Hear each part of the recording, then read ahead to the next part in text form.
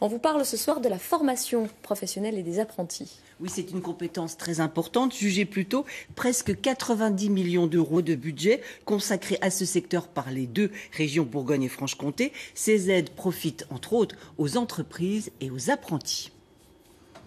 Charlotte, pour elle, casque de chantier pour lui. Marie et Benjamin sont apprentis. Marie est en licence professionnelle à l'ENIL de Mamirol. Benjamin, lui, prépare un brevet professionnel de maçonnerie au CFA d'Auxerre. Pendant leur formation, ils bénéficient tous les deux d'aides de la région.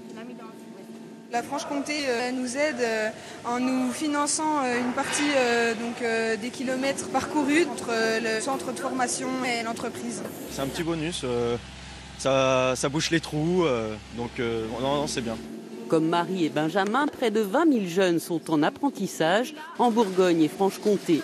Des effectifs qui peinent à décoller malgré les efforts des deux régions pour relancer le dispositif. En 2015, la Bourgogne y consacre plus de 49 millions d'euros, la Franche-Comté plus de 38. Des budgets qui financent le fonctionnement des CFA, mais aussi, depuis le début de l'année, des primes pour inciter les employeurs à engager des apprentis. Je suis super content d'en bénéficier, c'est évident. Par contre, si je prends un jeune, c'est parce que j'ai du boulot pour le jeune. Là, vous faites attention, le carottage, là, vous l'avez bien fait. Et du travail, l'artisan en avait pour Aurélien, qui, lui, a suivi une formation en maçonnerie financée par la région. J'ai fait mes premiers pas dans le métier à l'AFPA. C'est le conseil régional qui m'a financé les 3/4 de ma formation.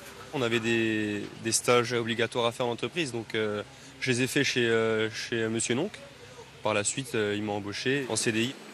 À l'ENIL de Mamirol, Eric termine une formation diplômante de 8 mois. Une reconversion dans l'agroalimentaire qu'il n'aurait jamais pu envisager sans l'aide de la région. Non, ce n'est pas possible. Non. Autant je suis au chômage, donc non, ce n'était pas possible de financer une formation. L'école d'industrie laitière propose cette année une vingtaine de places de formation pour les demandeurs d'emploi. La région nous propose de former chaque année un certain nombre de personnes par niveau de qualification dans les différents domaines professionnels. Donc c'est le résultat aussi du travail en amont de collecte des besoins avec les branches professionnelles et les entreprises. La Bourgogne consacre cette année plus de 145 millions d'euros à la formation professionnelle et à l'apprentissage, quand la Franche-Comté, elle, dépense plus de 135 millions d'euros, mais pour la formation tout au long de la vie qui inclut aussi le financement des lycées.